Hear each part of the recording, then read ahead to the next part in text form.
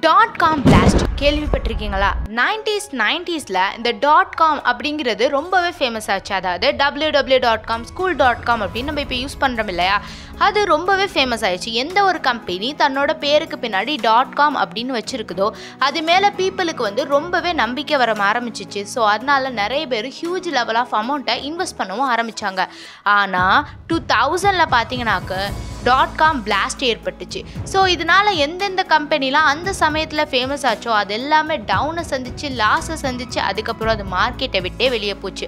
உதாரணத்துக்கு pets.com, webman.com அதெல்லாம் ரொம்ப ஃபேமஸாக இருந்துச்சு அந்த ஒரு சமயத்தில். ஆனால் அது பிளாஸ்ட் ஆனோடனே லாஸை சந்திச்சாங்க.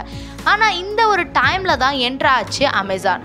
பட் அமேசான் அப்படிங்கிறது பிளாஸ்ட் ஆன டைமில் கொஞ்சமாக லாஸ் சந்திச்சாலுமே இப்போ அது ஒரு மிகப்பெரிய கம்பெனியாகவே வளம் வந்துட்டுருக்கு.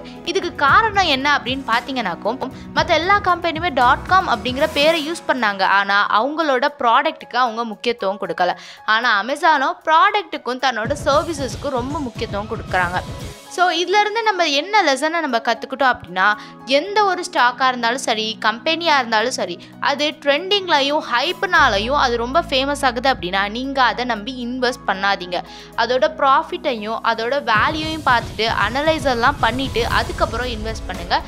இப்படி சூஸ் பண்ணுற ஸ்டாக் கன்ஃபார்ம் ப்ராஃபிட்டை தான் சந்திக்கும். ஸோ உங்களுக்கு இந்த மாதிரியான இன்ஃபர்மேட்டிவான வீடியோஸ்லாம் தெரிஞ்சுக்கணும் அப்படின்னா நம்ம சேனலை மறக்காமல் லைக் அண்ட் சப்ஸ்கிரைப் பண்ணுங்கள். அடுத்த வீடியோவில் சந்திக்கலாம். அஸ்ஸலாமு அலைக்கும்.